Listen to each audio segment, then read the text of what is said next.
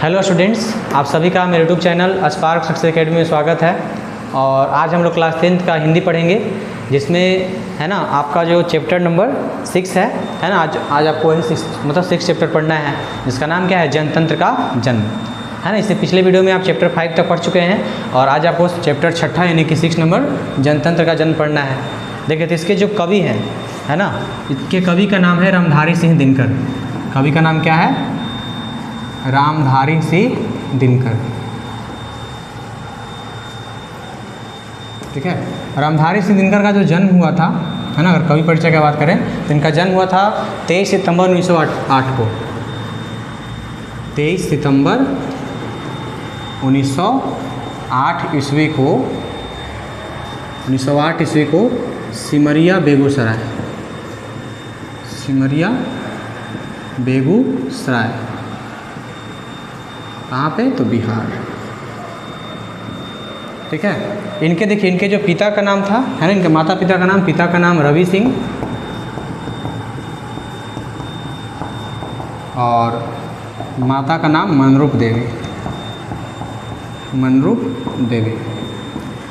देखिए, इनका है ना, इनका जो प्रमुख रचना है, प्रमुख रचना की अगर हम बात करें तो इनका प्रमुख रचना कौन कौन? उर्वशी जान रहे होंगे, है ना, रेणुका, हुंकार, रसवंती, कुरुक्षेत्र, है ना, रसीम रथी, नील कुसुम, है ना, हारे को हरिनाम, अर्धनारीश्वर। तो लिख सकते हैं उर्वशी, रेणुका, हुंकार, ठीक है, रसवंती, कुरुक्षेत्र, कुरुक्षेत्र, फिर आपका है अर्धनारीश्वर,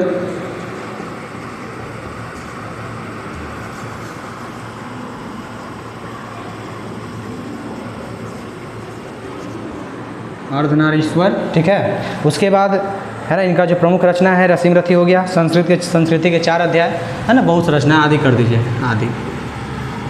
ठीक है, तो देखिए इनका जो मतलब है ना प्रमुख रचना समझ गए, उर्वशी, रेणुका, हुंकार, रसवंती, कुरुक्षेत्र, अर्धनारीश्वर, संस्कृति के 4 अध्याय। ठीक है, देखिए इन्होंने मतलब इन्हें जो था अपने रचना उर्वशी के लिए, ठीक है, उर्वशी के लिए इन्हें पुरस्कार ही प्राप्त हो चुका है। ठीक है, भारतीय ज्ञानपीठ पुरस्कार मिला था इनको उर्वशी रचना के लिए। इसके बाद मतलब अगर हम इनका मृत्यु का बात करें तो इनका मृत्यु हुआ था 24 अप्रैल 1974 ईस्वी को, 24 अप्रैल 1974 ईस्वी को। ठीक है, तो ध्यान रखिएगा इनका है ना जन्म बिहार में हुआ था 23 सितंबर 1908 को। ज़्यादातर यही पूछा जाता है ना, कहाँ पे? सिमरिया बेगूसराय बिहार। पिता रवि सिंह, माता का नाम मनरूप देवी। इनकी प्रमुख रचना क्या है? उर्वशी, है ना, रेणुका, हुंकार, रसवंती, कुरुक्षेत्र। ठीक है, अर्धनारीश्वर। इन्हें है ना उर्वशी के लिए, ठीक है, भारतीय ज्ञानपीठ पुरस्कार मिला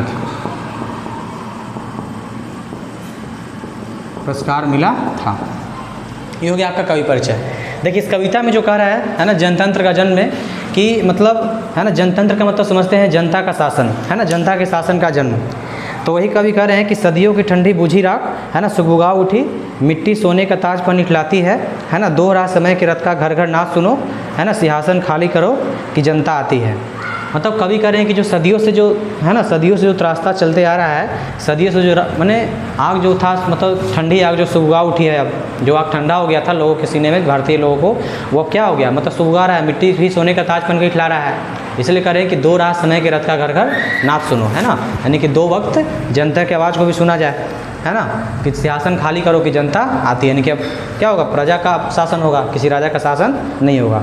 फिर कहते हैं जनता, तो नहीं, हाँ, जनता वही है जो मिट्टी के अबोध मूरत, है ना, जाड़े पाले, है ना, जाले पाले की कलक सदा सहने वाली, जब अंग अंग में लगे सांप हो चूस रहे, तभी न कभी मुंह खोल दर्द कहने वाले। यानी कि जनता का मतलब वही जनता है जो मतलब जाड़े, सर्दी, गर्मी, बरसात को, है ना, सब सह लेती है ना, जब अंग में सांप भी लौट जाए तो भी वो कुछ कहने वाली नहीं है ना। वही जनता है जिसके सामने नेताओं लोग बड़ी बड़ी लंबे लंबे, है ना, भाषण करके चले जाते हैं, लंबी लंबी कस्में मतलब खा के चले जाते हैं, है ना। जनता सचमुच बड़ी ही वेदना सहती है। जनता कभी बता रहे हैं कि जनता हर तरीके से बहुत ज़्यादा वेदना सहती है।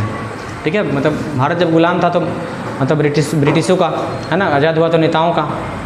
ये कहने का मतलब है कि इसलिए कह रहे हैं कि सिंहासन खाली किया जाए कि जनता आती है। ठीक है, कह रहे हैं कि सो ठीक मगर आखिर इस पर जनमत क्या है प्रश्न गुण, जनता इस पर क्या कहते हैं। नहीं कि सो ठीक है लेकिन इस पर जनमत क्या है ना, नहीं जनता का विचार क्या है इस पर। फिर कहते कवि कि मानो जनता हो फूल जिसे एहसास नहीं, जब चाहो तभी उतार सजा लो दोनों में, दानों में, है ना, दोनों में। यानी कि जैसे ये लोग जनता को फूल समझ लिए हैं, है ना, जब चाहे तब उतार ले सजा ले, है ना, दोनों में फूल हो माला हो उसमें भी। कह रहे हैं कि अथवा कोई दूधमुही बच्चा जिसे बहलाने के लिए जंतर मंतर सीमित हो 4 खिलौने में, यानी कि जनता के लोग दूधमुही बच्चे समझ लें जिसको हम बहलाने के लिए जंतर मंतर जैसे 2-4 खिलौने दे देंगे तो बहल जाएगा, है ना। लेकिन होता भूडोल भवंडर उठते हैं जनता जब कोपाकुल हो भकुटी चढ़ाती है, यानी कि, है ना, भवंडर उठते हैं, तूफान आते हैं जब जनता का कोपाकुल यानी व्याकुल हो जाएगा, है ना, जनता जब विरोध करने लगेगा सरकार का खुल करके। ठीक है, यही कह रहे कि 2 राह समय के रथ का घर घर ना सुनो, सिंहासन खाली करो कि जनता आती है। यानी कि, है ना, कवि कह रहे हैं कि मतलब 2 वक्त जनता की बात को भी सुना जाए, जनता की आवाज़ को भी सुना जाए, क्योंकि अब क्या हो रहा है, सिंहासन खाली किया जाए, है ना, कि जनता शासन किसका होगा, मतलब, है ना, जनता का होगा। फिर कभी कह रहे कि हुंकारों से महलों की नींव उखड़ जाती है, सांसों के बल से ताज हवा में उड़ता है। ठीक है, और काल मतलब जनता जिधर चाहती है काल उधर ही मुड़ जाता है। यानी कि लेखक कवि बता रहे हैं, है ना, कि मतलब अगर जनता का आवाज़ से तो, है ना, राजा का महल भी हिलने लगेगा, है ना, और समय में भी इतना ताव नहीं है जो जनता का विरोध कर सके। जनता जिधर चाहेगा काल उधर ही मुड़ जाए। यानी सरकार में मतलब सरकार भी समय को नहीं चेंज कर सकता है ना, लेकिन जनता सरकार के समय को चेंज कर सकती है ना, जनता अपने सरकार का चयन खुद कर सकती है। कह रहे हैं कि अब्दों शताब्दियों सशस्त्र अब्द का अंधकार बीता गौ चंबर के धक जाते हैं, यह और नहीं कोई जनता के स्वप्न अजय, है ना, चिरते तिमिर का वृक्ष उमड़ाते हैं। अब सबसे विराट जनतंत्र जगत आ पहुँचा, यानी कि जो सदियों से, जो शताब्दियों से जो जनता पर अत्याचार किया जा रहा था, है ना, अब वो जनता का समय आने वाला है ना, और जो विश्व का सबसे बड़ा विराट जनतंत्र है, नहीं सबसे बड़ा जनतंत्र अब लागू होने वाला है। 30 कोटि हित सिंहासन तैयार करो, अभिषेक आज राजा का नहीं प्रजा का होगा। यानी कवि कह रहे हैं कि 30 करोड़ जनता के लिए सिंहासन खाली किया जाए, तैयार किया जाए, क्योंकि अब जो अभिषेक होगा किसी राजा का अभिषेक, राज्य अभिषेक नहीं होगा, अब जनता का राज्य अभिषेक किया जाएगा। ठीक है, आरती लिए, फिर लास्ट में कवि कह रहे हैं कि आरती लिए तो किसे ढूंढता है मूर्ख, है ना, मंदिरों में, राजप्रसादों में, तहखानों में, देवता कहीं सड़कों पर गिट्टी तोड़ रहे हैं, है ना, मिलेंगे खेतों में खलिहानों में। यानी कि जिस देवता को हम लोग मतलब कहने का मतलब है कि मंदिरों में या राजप्रसादों में या मतलब तहखानों में ढूंढते रहते हैं, मंदिर मस्जिदों में ढूंढते रहते हैं, है ना, वो असली देवता कहाँ मिलेंगे, खेतों में काम करते हुए, खलिहानों में काम करते हुए, है ना, या बॉर्डर पे सेवा देते हुए। फावड़े और हल राजदंड बनने को हैं, धूसरता सोने में श्रृंगार सजाती है ना, 2 राह समय के रथ का घर घर ना सुनो, सिंहासन खाली करो कि जनता आती है। यानी इस पूरे कविता में कवि यही कहना चाहते हैं कि अब जो है ना, जो सदियों से जो जनता पे जो मतलब अत्याचार होते आ रहा है, जनता जो हमेशा दर्द सहते आ रही है, सभी तरह की वेदना सहते आ रही है ना, वो समय ख़त्म होने वाला है, क्योंकि अब जनता भी, है ना, जाग उठी है ना, जो सदियों से ठंडा मैंने जो आग मतलब ठंडा हो चुका था वो भी अब सुबह आ रहा है ना। अब जनता कोई फूल नहीं है, कोई बच्चा नहीं है जिसे आप कभी भी, है ना, माला बना के पहन लीजिए, या मतलब कहने का मतलब जिसे आप 4 खिलौनों में सीमित कर देते हैं। ठीक है, मतलब वही कह रहे हैं कि इसमें कि, है ना, अब समय किसका आ गया है, समय अब विराट जनतंत्र का, है ना, लागू करने का आ गया है। ठीक है, जिसे हम लोग आरती लिए मंदिर में, मस्जिदों में और, है ना, राजप्रसादों में ढूंढते हैं, वो देवता कहाँ मिलेंगे, खेतों में, खलिहानों में काम करते हुए मिलेंगे, सड़कों पर गिट्टी तोड़ते हुए मिलेंगे।